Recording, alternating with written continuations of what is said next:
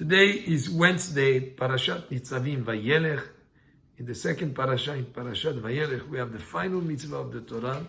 There are 613 mitzvot in the Torah, and Parashat Vayelech includes the 613th mitzvah, which is the mitzvah of writing a Sefer Torah. The pasuk says, "Ve'ata kidvu lachem et hashira hazot," and now write for you this song. So this song refers to Parashat Azinu, which is written in the form of a poem, but also it refers to the whole Torah. So now write the whole Torah.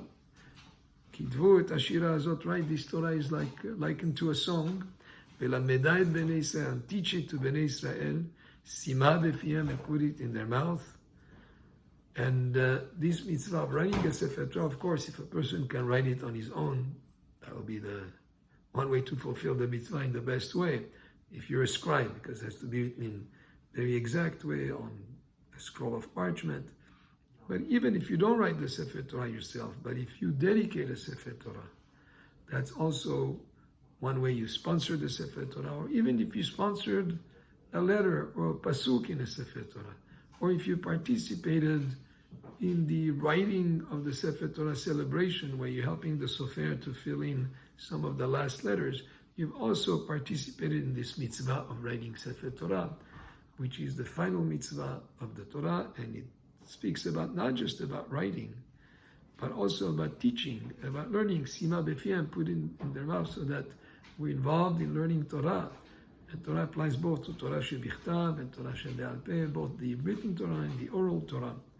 And most importantly, aside from the mitzvah of writing a Sefer Torah on a scroll, on a parchment scroll, and putting it, we keep it in the echal and take it at specific times to read in it in public. There is another mitzvah which is not less important, the mitzvah to have books of Torah learning that you learn from them regularly. That would be, in a way, even more important than a Sefer Torah in the echal, because that's something that you're involved in continuously, to learn from the Torah and to be inspired and guided by the Torah and by its mitzvot.